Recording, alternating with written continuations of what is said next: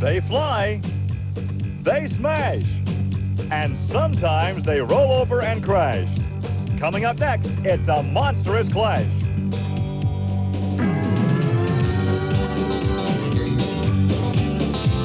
This is Trucks and Tractor Power, featuring the superstars of the four-wheel and off-road Jamboree Nationals Monster Truck Challenge. Welcome to Trucks and Tractor Power on the Nashville Network. Today we're at the Bloomsburg Fairgrounds in Bloomsburg, Pennsylvania for the 4th annual four-wheel and off-road Jamboree Summer Nationals. Hi everybody, I'm Gary Lee alongside Army Armstrong. We have a 12-truck monster field. We have 12 of them. But the guy's getting all the attention is the last truck to roll in. That truck is barefoot. He wraps up the Dirty Dozen, as we're going to call him, and could literally be everybody else's nightmare. Fred Schaefer loves to run heads up. He's an old-time outlaw-type monster truck racer. He rolled in today. He had one day off. Nah, he's going to go monster truck racing, see what he can do against these guys. And he will be a player, Gary Lee, I'll guarantee you. A nightmare or a daydream? We'll find out as we come back to Bloomsburg, Pennsylvania.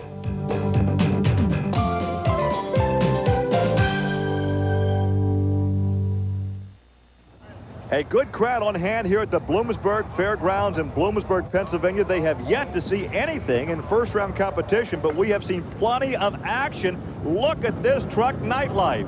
Well, as you can see behind us, Wayne Swazanic out of Florida took a ride on a wild side today. Wayne, what happened out there? Well, Army, we hit the second set of cars wide open, because that's the only way you can keep up with these guys. And what happened was, the best I can tell, I slung the power steering belts off and lost the steering. When I got back on the ground, truck was up on its side, which normally wouldn't be a bad situation, but of course without the assist of the hydraulic steering, you just can't muscle the truck around. And going that fast, once the one tire caught, it rolled it right on over. And look at the interior of the truck. The roll cage has been caved in. Wayne was lucky to walk away from this. Army, let's watch again. I think this wreck right here could prompt the use of window netting like we see in NASCAR stock car racing. Watch the left arm. Watch Wayne's left arm come out of the cockpit there once and twice. Yeah, exactly. You know, they're trying to adapt them to the open wheel vehicles. The monster truck guys, I think they need to look at the same rule, Gary. Round one pairings. Bigfoot 8 against No Problem and Nightlife against Nightmare. Then it's Barefoot and Bad Medicine, King Krunch, and Snakebite. Taurus will take on Above and Beyond and the Carolina Crusher against Micro Machine as we look at work under the two-frame Bigfoot 8. Now, the qualifying session was interesting. Earlier today, we talked about the Nightlife vehicle. Bigfoot had some problems. We had a throttle stick on Scott Stevens' vehicle, so these guys are really laying down the law trying to get good qualifying shots in today here at Bloomsburg. Bigfoot looks like he'd lost a drive shaft there in qualifying as they continue to work on Bigfoot 8. And then the rear end actually broke on it and it cramped over to the side or walked sideways. Well, there is Nightlife. Wayne Swazanic out of Jupiter, Florida. He can still drive it. And look at this. He's going up against Steve Hess from Columbia City, Indiana. And can you believe he can still race this vehicle? Well, I want you to keep something in mind. We're going to be up front with the folks. Don't look for a cavalry charge, but he's still running him kind of hard. He was going up just to pick up the points. You get round money points. This kid out of Florida trying to be a player in trouble. And look at this. Nightlife's going to win it. Nightlife was almost dead in the water. Then Nightmare has a problem, and Wayne wins it. Wayne comes back trying to pick up just a few points, Gary. He's going to go over to the next round and pick up more points. But earlier he brought to our attention about the possibility of a safety net. These guys may need to look at a thicker wall tubing for their roll cages to keep them from collapsing. The tubing they're using now basically is designed for like a 2,000-pound vehicle, and these rascals weigh 10,000 pounds. Wayne will continue on in competition. He's standing by with Army. Well, when Nightlife came in this morning, you didn't have any idea you'd be talking to me under these circumstances, did you? No, not the first time, nor this time, actually. Well, the flip, you got the truck back together. What about going in the next round? You're still a player today. Yeah, we're hanging in there. You know, with a cage like that, I'm scared to run the truck too hard, because if it did go back over, I don't know if it had the strength to support it the second time without a really good repair. We take a look at Bad Medicine, Don Van Loo, Jefferson City, Missouri. And here is Fred Schaefer in the dreaded Barefoot. There's a motion picture about a monster named Fred, and the monster truck guys, they know the story on Barefoot. We told you earlier, he's here just to do one thing, thump these guys big time. He picks on Van Loo, who relies on the Chrysler horsepower. Well, that's not going to be enough. Look at the air as Fred clears the first set of cars and motors easily over the second, and he has an easy victory here in round one. The truck is actually about 6 inches longer than any other trucks, so it launches 6 inches further back in cleaner dirt, if you will. And Fred has the muscle under the hood to power over those cars. Here's Fred with Army. Probably the strongest Chevrolet truck in America is Fred Schaefer's National Champion Chevrolet. Fred, basically, you just came in here, you're throwing all the cards on the table. Only the baddest of the bad is going to walk out of this one today. There's some bad boys here today, and we got a big crowd, Army, and everybody's pumped up. There's a lot of flogging going on in the pit area, and it's going to be one heck of a race today. And look who's coming up. There is Snake Bite. And Snake Bite goes up against Scott Stevens in the Auto Value King Krunch. Gary, there's a couple different theories here on the monster trucks. I want you to notice the Snake Bite truck, the motor location to the front, basically in the stock location as the truck. Stevens on the near side, he runs the mid-motor or rear motor setup. The monster truck fraternity is still trying to figure out the hot handle. Well, on paper, it would look that King Krunch would have the advantage. He was the faster qualifier of these two. Pretty close, really close. Hang on, is he going to go on over? No, the Snake Bite almost got upside down. I tell you, it looked like the Blue Angels Precision Flying Team. They both got to the end of the track and went opposite directions. Look at this, both drivers doing a superb job.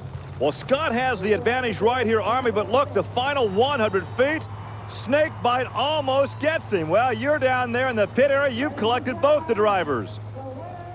Gary, one thing's kind of interesting in drag racing, ET's important. We've got an interesting situation here. The loser actually went quicker. Colt, the word we get is you were quicker, but he got to the other end. Yeah, Army, I was going down through there. I seen he was a little bit ahead of me, so I really stood into it pretty hard, and this grass was really slick down at the end, and we had our hands tied up and was trying to get it under control, and I had to let out just for a minute, and that's when he probably got me. You're kind of being a nice guy. Before we went on camera, you're kind of taking a cheap shot at him. Scott, Auto Value going to the next round, what would you do different? It was a good race. I was worried about getting disqualified. That Snake Bite truck, no telling what they're going to do to you out there. It was just a good race. He didn't run over me like, he told me he was going to, so it was a good thing. I am just waiting for somebody to try to pull off his headgear as we take a look at Pat Suma and Jack Roman as they line up side by side. Once again, we have Taurus above and beyond. Jack Willman has been around this sport as long as anybody. He comes out of the Granite City, Illinois area, right across the river from St. Louis. He's going up against Above and Beyond, probably one of the newest trucks on the circuit, so the odds-on favorite has to be the Chevy in the far lane, Gary. Well, of course, Taurus is a brand-new ride, a brand-new truck. Above and Beyond in trouble. A ragged drive for both of these guys, but the victory will go to Taurus. Nothing pretty about that. No, not at all, but I don't think that Jack was driving. He knew how tough the competition was. He ran just enough to beat him. Now, one of the things you got to remember, though, on these jumps, there's a missing car. The second car is missing, so you have to clear about 10 feet in the air, so you got to drive hard enough to get over that hump, Gary. Well, as we take a look now at the Carolina Crusher, there he is, Gary Porter. And Gary Porter, the second fastest qualifier here this afternoon, right behind Bigfoot. And in round one, he goes up against Micro Machine, John Bream. John Bream out of Jeff City, Missouri. He and his brother Bobby been around the sport for many years. As a matter of fact, they actually run 3 trucks in the Monster Truck Series. They brought the Micro Machine over to them to go head-to-head. The old Carolina Crusher. Gary Porter in that big Chevrolet, side by side to the second ramp, and who's going to win it?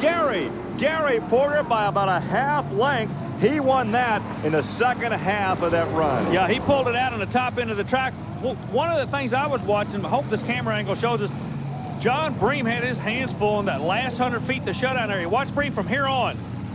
Reporter settle down. Look at Bream. He is still bouncing. There's a dip in that left lane. The drivers are getting spooked about it, Gary. And now here is Bigfoot, Andy Brass, Bigfoot 8 out of St. Louis, Missouri. He is the fastest qualifier. He goes up against John Moore in no problem. A pair of Fords, a pickup, and a Bronco. Both of them running 460 cubic inch supercharged engine. The Bigfoot team relies on the blower drive service out of California to help make their horsepower. This will be a big challenge for John Moore, but he's going to run him tough. A lot of smoke from that short wheelbase Bronco. Andy Brass takes the victory. It was a good ride, though, for John Moore. And there is Bob Chandler, the man behind the Bigfoot stable. We look once again And the Army will have you walk over and see if you can't corral John Moore after we take a look at the replay. And there is the margin of victory for Andy Brass in Bigfoot. Florida Bigfoot boys knew you're going to run them tough. That's exactly what you did. Yeah, I had to give him everything I had. I had to try and get him on the light first. And then I knew I was going to be down on motor a little bit, but I had to run it for all it was worth, and I sure tried that. Well, we have some bad news for all the Taurus fans. That is a brand new truck, had an easy first-round victory over Above and Beyond, but there is something amiss in the drive shaft, and Taurus is out of competition. Bigfoot a winner, as was Nightlife in round 1 competition. Also winning Barefoot and King Krunch. So now we're set for round 2 competition as we take a look at the other winners. Snakebite and the Carolina Crusher will advance. And here is a look at Scott Stevens in the Auto Value King Krunch, and he goes up against Fred Schaefer and Barefoot. You know, it's kind of interesting. Schaefer comes in here. The scenario is almost like a gunfighter. You know, he's not supposed to be here. I don't think these guys want him here. Scott Stevens knows he is going to have the race of his life on his hand right now to get past that Barefoot truck. These guys don't compete against each other that often. Stevens jumped him on the light, Gary. Oh, he got a good cut, but look at the air. Fred Schaefer way up in the air. Oh, a problem for Scott Stevens. He is upside down. That truck looks like it's really been hurt. We'll watch to see for Scott if Scott can climb out as the crew runs over there, the safety crew, his crew. They look in the cage. Look at the destruction to that Chevrolet. They're peeling the fiberglass away now. We can only wait. Well, Scott is out of the truck. Gary, his crew chief, Tracy Smart, is an EMT. He's with him right now. Larry Hoffman, Blower Drive Service. The right people are there, but meanwhile, Barefoot's trying to work his way back. The race for the next round gets ready, but the question at hand, how bad does Scott Stevens get hurt on this? And how bad does Scott tear up the truck? Obviously, the truck is not our concern when a driver may be injured, but it looks like he hit that rough spot over there in that left lane. That turned him sideways. Right. It's like hooking a rut in a sprint car. You've used that before. It's exactly what happened. This camera angle should show you real good. Look at the air, the hang time Schaefer had on the left of your screen. Now he pulls back on Stevens. Stevens, bad right there. Yeah, he catches that rut and rolls him on over. A lot of damage. Well, Gary, that run tore up 2 good monster trucks. Scott Stevens seems to be the worst for wear. Schaefer's going to be back in the next round. They right the Stevens truck. The crew chief's looking at it. I wonder what's going through his mind right now, Gary Lee. Check it out. Still taking care of the sponsor. We'll check on Scott as we return to Bloomsburg. And there is the damage to the Creative fiberglass body on King Krunch. The driver is okay. He is with Army Armstrong. Scott, first of all, you okay? Yeah, you know, it's a pretty hard tumble. You know, I've done it before, but boy, you never get used to them. And that one, it just lasted so long, and you know, it's pretty good. It hurt. Do you have any idea what caused the flip? Everybody's, you know, I'm not going to put any thoughts in your mind. What do you think caused it? I have no idea. I thought it was a really good run. The truck got a little crooked, but no more crooked than it was probably done 100 times before. It just when it landed, you know, I thought it was a pretty decent race. You know, I thought Fred had a little lead on me, but you know, I didn't. And then all of a sudden, it was Katie bar the door. Everything from all I could see was dirt, and I couldn't tell from one end to the other, and all I was reaching was for kill switches. Well, I'll tell you did a real good job. Your crew's over here waiting. They're anxious to get back to you. Thanks for stopping by and then telling us you're okay. Sorry about the bad luck. All right, no problem. Thank you, Army. So the crew will get together and assess the damage on the King Krunch Chevrolet as our competition continues here at the Bloomsburg Fairgrounds in Bloomsburg, Pennsylvania. We take a look at Snakebite, Colt Cobra, Cobra Creek, Colorado, the hometown.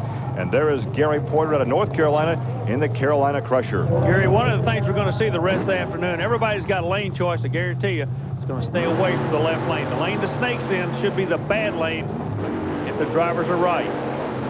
And Gary Porter by a fender. Well, maybe a truck length as he pulled it out in the final 100 feet. And that's the uniqueness of this racetrack, Army, the additional 100 feet past the last set of cars. Normally, right there's where he wins it. Right. Normally, the last car in the second jump is the finish line. That extra 100 feet, boy, you got to throttle up in a hurry.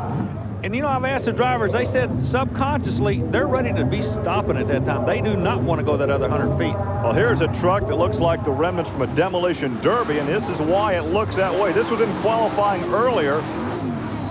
Look at this. upside down. The cage actually collapses, and we're concerned with that arm flailing about on the left side.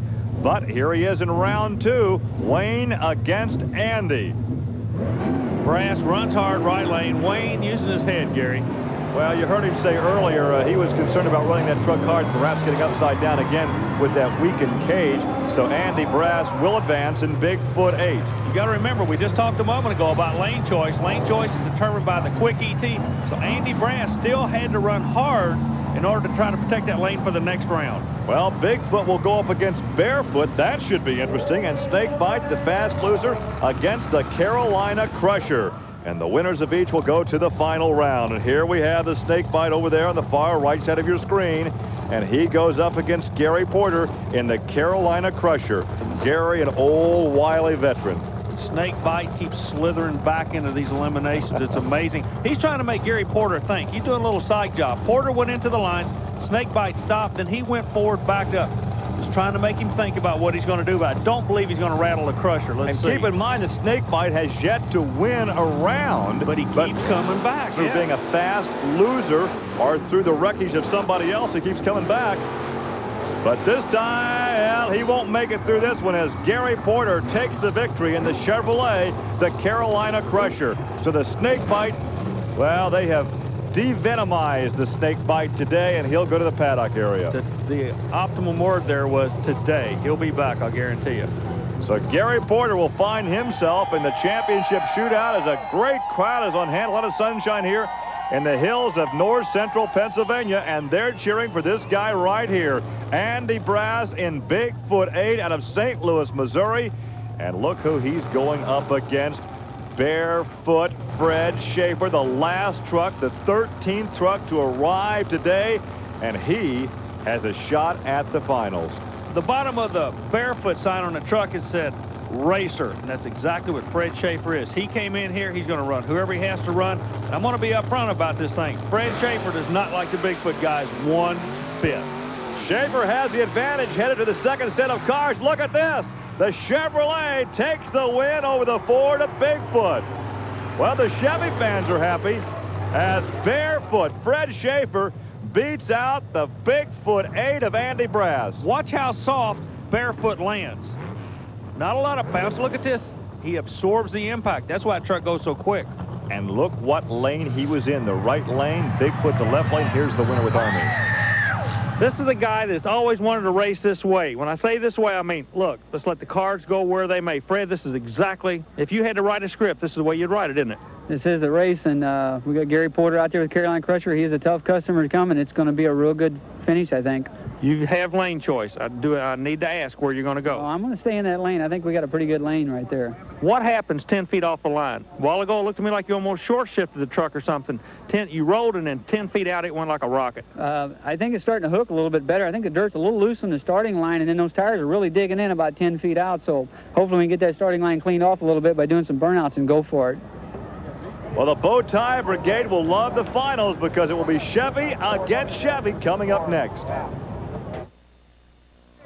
Welcome back to the four-wheel and off-road Jamboree Summer Nationals. There is a host of activities for you truck enthusiasts, and to find out more about how you can be part of the action, call or write the Special Events Promotion Company. We are ready now for the championship shootout. Chevy against Chevy. Barefoot, Fred Schaefer against the Carolina Crusher and Gary Porter. Schaefer is doing something that is new to this sport. He's actually doing a dry hop or a burnout on the starting line. I told you earlier that truck is 6 inches longer than everybody else's.